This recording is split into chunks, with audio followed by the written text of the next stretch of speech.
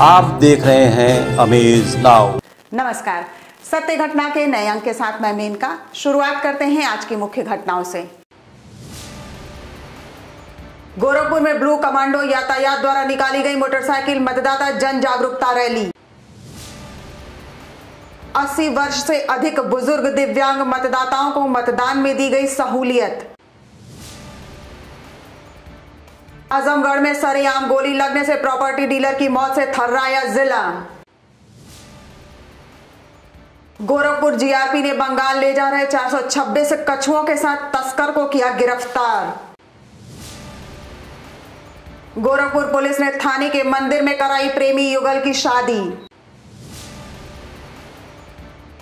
और 26 फरवरी को बसपा प्रमुख मायावती की हो सकती है संभावित चुनावी रैली। और अब सत्य घटना विस्तार। एडी मॉल विजय चौक से ब्लू कमांडो यातायात टीम द्वारा एक मोटरसाइकिल मतदाता जन जागरूकता रैली निकाली गई, जिसे एडीएम वित्त राजेश कुमार सिंह ने हरी झंडी दिखाकर रवाना किया। एडीएम वित्त राजेश कुमार सिंह इस मोटरसाइकिल रैली के साथ स्वयं चलकर रैली को लीड कर रहे थे। एडी मॉल विजय चौक से ब्लू कमांडो यातायात टीम द्वारा एक मोटरसाइकिल मतदाता जन जागरूकता रैली निकाली गई। आपको बता दें, इस बार का थीम जो सेट हुआ है वह है आओ मतदान करें, अब की बार 70% पार। रैली गणेश चौराहा, यूनिवर्सिटी चौराहा, मुहद्दीपुर चौराहा, पैडलेगंज चौराहा, दाऊदपुर चौराहा, शास्त्री चौक, प्रेस क्लब के रास्ते से गोलघर होते हुए पुनः एडी मॉल पर पहुंचकर संपन्न हुआ। इस रैली का उद्घाटन वित्तीय राजेश कुमार सिंह द्वारा किया गया, जो इस मोटरसाइकिल रैली के साथ स्वयं चलकर रैली को लीड कर रहे थे।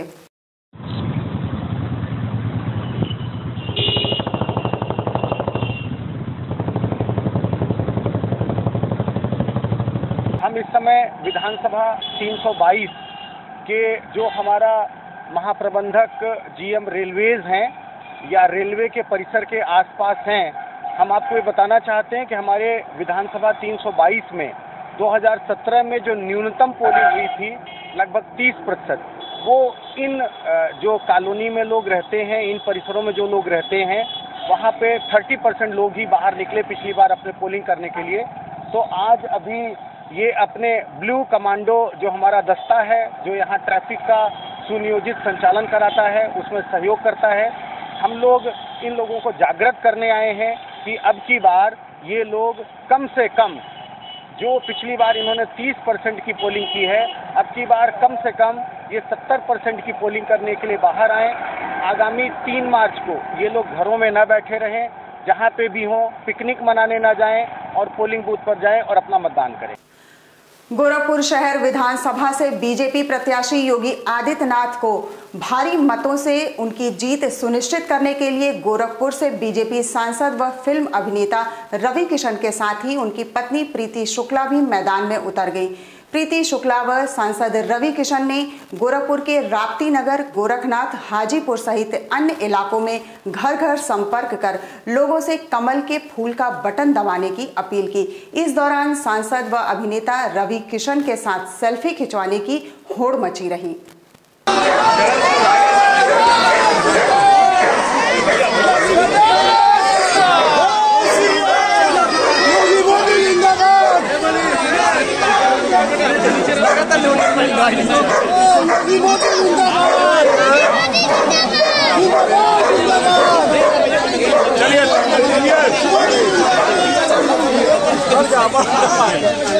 विधानसभा सामान्य निर्वाचन में 80 वर्ष से अधिक बुजुर्ग व दिव्यांग मतदाताओं को मतदान में सहूलियत दी गई है। ऐसे लोगों को विधानसभावार गठित मतदान पार्टी घर घर जाकर डाक मतपत्र से मतदान कराएगी। मुख्य विकास अधिकारी इंद्रजीत सिंह ने बताया कि बीएलओ द्वारा अपने क्षेत्र के दिव्यांगजन बुजुर्ग मतदाताओं को प्रारूप 12D उपलब्ध कराया जा रहा है। पोस्टल बैलेट के लिए इच्छुक मतदाताओं से इसे भरवाकर प्राप्त भी किया जाएगा। 2 मतदान अधिकारी की टीम सेक्टर मजिस्ट्रेट व बीएलओ की देखरेख में मतदाता के घर जाकर उनकी पहचान सुनिश्चित करेगी।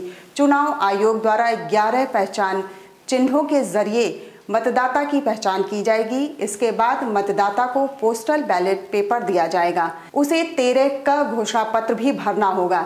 एक छोटा लिफाफा 13C भी मतदाता को उपलब्ध कराया जाएगा, जिसमें मतदाता अपने बैलेट रखेगा। इसके बाद एक बड़े लिफाफा 13C में 13B व 13 क दोनों को रखकर मतदान अधिकारी को देगा।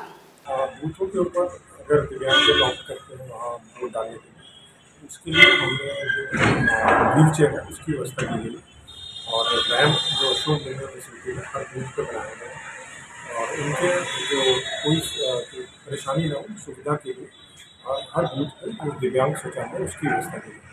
इसके अलावा जितनी भी दिशा निर्देश इलेक्शन कमीशन द्वारा दिए गए उसका अनुपालन कर लिया गया है। उसकी जो वेरिफिकेशन है ऑब्जर्वर लेवल की भी अभी की जा रही है और अलग अलग बूथों पे जाती है और एश्योर्ड मिनिमम फैसिलिटीज़ में सारे बूथों को उसको इंश्योर किया गया है कि मिनिमम अवेलेबल है। गोरखपुर जीआरपी टीम को बड़ी सफलता हाथ लगी है। जीआरपी निरीक्षक उपेंद्र कुमार श्रीवास्तव के नेतृत्व में जीआरपी और आरपीएफ की संयुक्त टीम ने चेकिंग के दौरान रेलवे स्टेशन के प्लेटफॉर्म नंबर 9 से कछुआ तस्करी करने वाले गिरोह के एक सदस्य को गिरफ्तार कर उसके पास से 426 कछुओं को बरामद किया है। इस संबंध में एडिशनल एसपी जीआरपी रचना मिश्रा ने बताया कि पकड़े गए तस्कर रवि ने बताया है वो सुल्तानपुर से कछुओं को यहां लाया था और पूर्वांचल एक्सप्रेस ट्रेन से पश्चिम बंगाल बेचने के लिए ले जा रहा था। उन्होंने कहा कि इसकी विस्तृत जांच की जा रही है।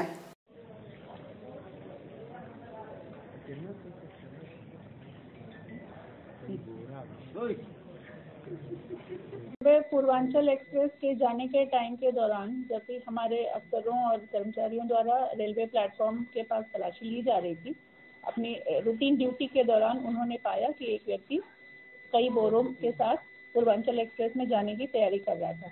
जब उसके सामान की तलाशी लेने पे तकरीबन 426 कछुए उसमें पाए गए, छोटे कछुए, और एक व्यक्ति उसके साथ मिला जिसने अपना नाम तो रवि बताया, सन ऑफ गिरधारी, और हालांकि उसने आनाकानी की लेकिन बाद में पूछताछ करने पर उसने एक्सेप्ट किया कि इन कछुओं को वो लेकर पश्चिम बंगाल जाने की तैयारी में था। आजमगढ़ शहर में सोमवार की बीती शाम संदिग्ध परिस्थिति में गोली लगने से नगर के एलवल निवासी प्रॉपर्टी डीलर की गोली लगने से मौत हो गई।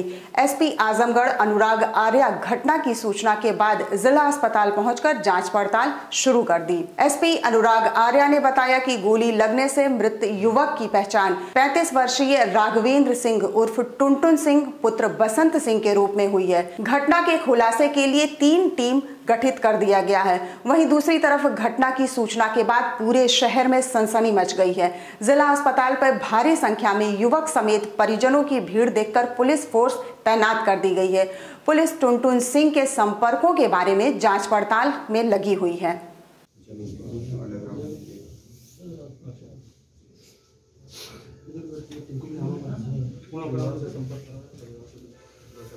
आधा घंटा पहले पुलिस को सूचना मिली है कि सदर अस्पताल में एक व्यक्ति जिनको चेस्ट में गोली लगी हुई है, उनकी डेथ हो गई है, सदर अस्पताल में लाया गया। सूचना पर थाना प्रभारी सिदारी कोतवाली एसपी सिटी एसओजी टीम और मैंने खुद मौके पर आया हूँ। सूचना तस्दीक हुई है। घटना के बारे में अभी स्पष्ट कोई सूचना नहीं मिल पा रही है कि घटना किस प्रकार से हुई, किन परिस्थितियों में हुई। घटनास्थल भी अभी स्पष्ट नहीं हो पा रहा है। विस्तार में हम लोग सभी लोगों से बातचीत कर रहे हैं। परिवारजनों को भी सूचित कर दिया गया है और 3 टीमें पुलिस की लगी हुई हैं घटना के बारे में पता करने के लिए कि घटना कहां पे हुई और किन परिस्थितियों में। वक्त हो चला है छोटे से ब्रेक का। श्रेष्ठ खबरें ब्रेक के बाद। वेलकम टू जया शक्ति इंफ्राकॉन LLP। 5 अलग अलग साइट्स चल रहे हैं गोरखपुर और बस्ती जनपद में। हर प्रोजेक्ट पर पाएं कम दाम में प्लॉट या बनवाएं अपने सपनों का आशियाना। Ayush golf city, Sunauli road, Gorakhpur. Ayush residency, Karjaha, Gorakhpur. Ayush smart city, Sonbarsa, Gorakhpur. Ayush global city, Madapar, Gorakhpur. Ayush green city, Parsa Jafar, Basti. हर प्लॉट की रजिस्ट्री पर मिलेगा सोने का एक सिक्का। नमस्कार, हम जया शक्ति इंफ्राकॉन से हमारा प्रयास है कि हर आय वर्ग को आवास उपलब्ध कराया जाए। आयुष सिटी का सपना, सबके पास हो घर अपना।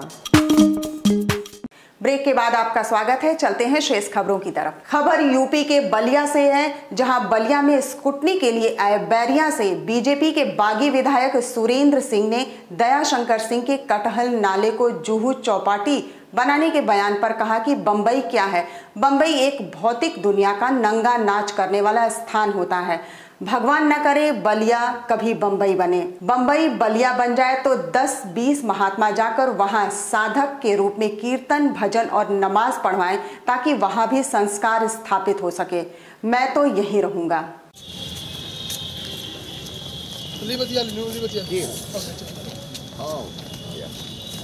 हो गए। मैं फिर वही बात दोबारा कहते हैं, बम्बई मतलब क्या? बम्बई मतलब भौतिक दुनिया का नंगा नाच करने वाला स्थान होता है। भौतिक दुनिया का नंगा नाच जहाँ होता है उसको कहते हैं बम्बई। भगवान न करें कि बलिया बम्बई बने। तो दयाशंकर सिंह तो बनाने के लिए तैयार है। बम्बई बलिया बन जाए, 10-20 महात्मा जाकर के वहाँ भी साधक के रूप में कीर्तन, भजन और नमाज पढ़वा में साई जाकर के, ताकि वहाँ भी संस्कार विकसित हो सके। मैं तो यही कहूँगा। गोरखपुर में 26 फरवरी को बसपा प्रमुख मायावती की होने वाली संभावित रैली के मद्देनजर आज बसपा के मंडल कोऑर्डिनेटर लालजी भारती गोरखपुर पहुंचे। बसपा कोऑर्डिनेटर लालजी भारती ने सबसे पहले गोरखपुर ग्रामीण विधानसभा सीट से बसपा प्रत्याशी धर्मदेव चौहान की महवा इलाके में स्थित कार्यालय का उद्घाटन किया और कार्यकर्ताओं के साथ बैठक की। इस मौके पर लालजी भारती ने कहा कि इस बार बसपा पूर्ण बहुमत के साथ उत्तर प्रदेश में सरकार बनाएगी। हमारे बीच में उपस्थित हैं मुख्य सेक्टर प्रभारी गोरखपुर मंडल के भाई पूर्ण हो चुकी हैं और पूरे मंडल से सीमित कार्यकर्ता, माने कोविड नहीं, प्रत्याशी तो आएंगे ही आएंगे, लेकिन कार्यकर्ता भी आएंगे। कोविड का पालन करते हुए ज़्यादा भीड़ भी नहीं करना है और माननीय बहन जी का संदेश पूरे गोरखपुर मंडल में चला जाए। जो उनका संदेश है सभी उनके कार्यकर्ता, आम जनमानस, उत्तर प्रदेश के लोग उनको सुने और जो उन्होंने काम किया है वो विधिवत सबको बता रही हैं। अखिल भारतीय विद्यार्थी परिषद गोरक्ष प्रांत के सदस्यों ने गोरखपुर कचहरी चौराहे पर जाम लगाया और तमिलनाडु सरकार का प्रतीकात्मक पुतला फूका। इस संबंध में कार्यकर्ताओं का कहना है कि तमिलनाडु में छात्रा लावण्या के साथ हुई घटना का विरोध कर रही है। अखिल भारतीय विद्यार्थी परिषद की राष्ट्रीय महामंत्री निधि त्रिपाठी को तमिलनाडु पुलिस ने गिरफ्तार कर लिया है, जिसका हम विरोध करते हैं।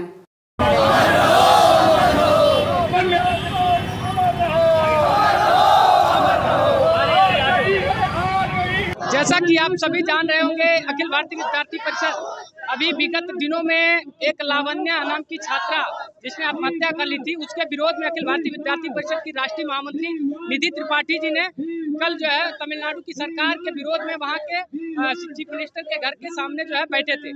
उन दमनकारी सरकार की नीतियों को देखते हुए आज अखिल भारतीय विद्यार्थी परिषद की राष्ट्रीय महामंत्री को गिरफ्तार कर लिया गया है, जिसके साथ साथ वहां पर विद्यार्थी परिषद के राष्ट्रीय मंत्री मुथुराम लंगम जी एवं वहां के प्रांत मंत्री शीतला जी को गिरफ्तार किया गया है, जिसके विरोध में अखिल भारतीय विद्यार्थी परिषद यहाँ पर बैठी हुई है और तमिलनाडु सरकार विरोध कर रही है। गोरखपुर की चौरी चौरा पुलिस का एक मानवीय चेहरा सामने आया। चौरी चौरा पुलिस ने थाना परिसर में स्थित हनुमान मंदिर में एक प्रेमी युगल की विधिवत शादी कराई। दरअसल चौरी चौरा क्षेत्र के एक गांव के रहने वाले राहुल व रिंकी का एक दूसरे से कई वर्षों से प्रेम संबंध था, जिसका घर वाले विरोध करते थे। यह बात चौरी चौरा पुलिस के सामने आई तो उन्होंने दोनों परिवार को समझा बुझाकर थाना परिसर में स्थित मंदिर में शादी करा दी। इस अवसर पर एसपी नॉर्थ मनोज अवस्थी भी मौजूद रहे।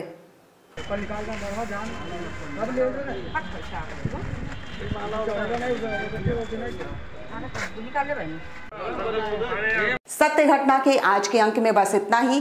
तेज, सटीक और ताज़ी घटनाओं को जानने के लिए जुड़े रहिए अमेज नाउ के फेसबुक पेज, यूट्यूब चैनल और वेब पोर्टल पर।